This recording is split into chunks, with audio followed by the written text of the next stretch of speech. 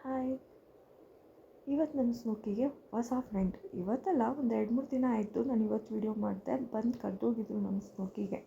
ಆಯಿತಾ, ಮೇಲೆ ಕರ್ಕೊಂಬನ್ನಿ ಆಂಟಿ, ಆಟಾಡಬೇಕು ಸ್ನೋಕಿ ಇದ್ರ ಅಂತ.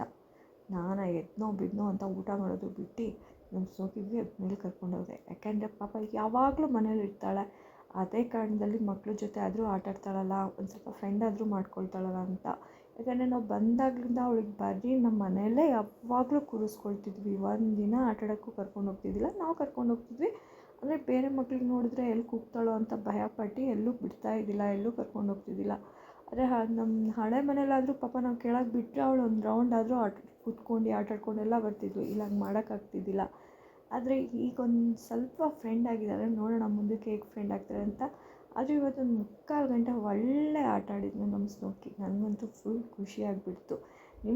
ನಿಮ್ಮ ಮನೇಲಿರೋ ನಾಯಿಗೂ ಅಕ್ಕಪಕ್ಕ ಇರೋ ಫ್ರೆಂಡ್ಸ್ ಇದ್ದರೆ ಫ್ರೆಂಡ್ಸ್ ಮಾಡಿ ಆಯಿತಾ, ಫ್ರೆಂಡ್ಸ್ ಮಾಡಿಸಿ.